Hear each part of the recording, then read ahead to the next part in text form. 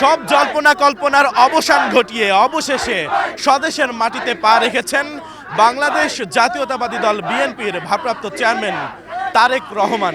এই যে স্বদেশের বুকে পা রাখা দীর্ঘ একটি প্রায় বলা চলে ১.৫ যুগ পর আসলে এই ফিরে আসা স্বদেশ প্রত্যাবর্তন কেমন লাগছে? আসলে আজকে রাজনৈতিকভাবে আমাদের আবেগের দিন, রাষ্ট্রের জন্য এটি একটা ঐতিহাসিক দিন।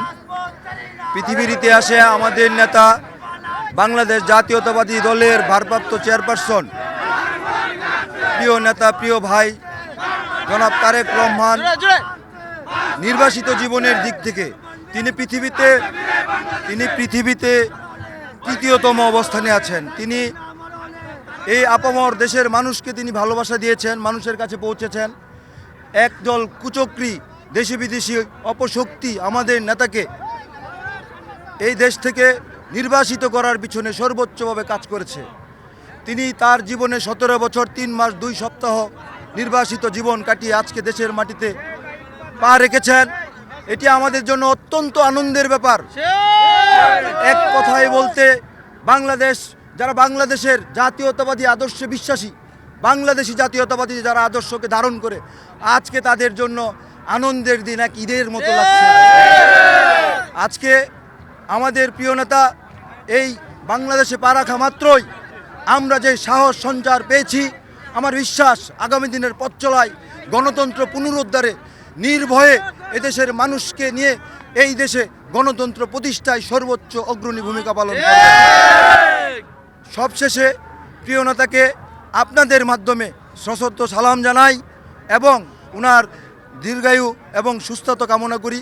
পাশাপাশি আমাদের প্রিয় নেত্রী, আমাদের আদর্শের প্রতীক, মমতার প্রতীক, বাঙালির মমতার প্রতীক, বাংলাদেশের তিনবারের প্রধানমন্ত্রী, সে আমাদের প্রধানমন্ত্রী জনাবা বেগম খালেদা জিয়া, তিনি অসুস্থ।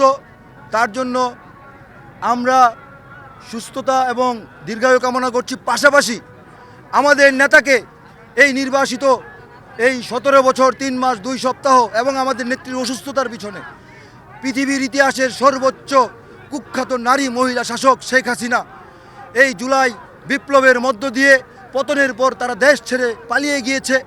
তাদেরকে বাংলাদেশের মাটিতে এনে বিচার করার মতো যদি কোনো নেতা থাকে, সেই নেতা হচ্ছেন আমাদের নেতা, আজকে যিনি এদেশের মাটিতে পা রেখেছেন, জনাব তারেক রহমান।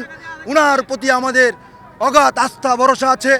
আমাদের ভাই, সবশেষে আপনাদের মাধ্যমে বলতে চাই, আগামী নির্বাচনে আমরা সকলে মিলে একটু সুষ্ঠু পরিবেশ তৈরি করে আমরা ধানের শীষকে মানুষের দুয়ারে দুয়ারে পৌঁছে দিয়ে আমরা একটি বাংলাদেশি জাতীয়তাবাদী সরকার গঠন করে এই হারামি, এই কুখ্যাত নারী শাসক শেখ হাসিনাকে ধরে এনে জনতার মঞ্চে বিচার করব ইনশাআল্লাহ।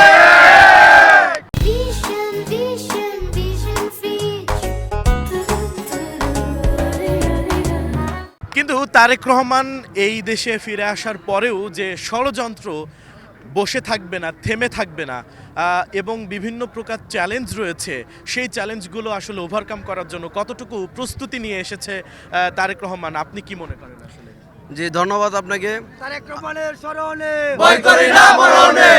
আসলে বিষয়টা হচ্ছে তারেক রহমান আমাদের সারা বাংলার অভিভাবক এবং তারেক রহমানের যে চিন্তাধারা, তারেক রহমানের যে নৈতিবাচক চিন্তাধারা, সেই চিন্তাধারাকে আমরা স্বাগত জানাই এবং তারেক রহমান আগামী বাংলার রাষ্ট্রনায়ক এবং তিনি যে রুট প্ল্যান এবং তিনি যে মেধা দিয়ে আমাদের বাংলাদেশকে নতুন করে রূপান্তরিত করবেন, এর জন্য আমরা তাকে সাধুবাদ জানাই।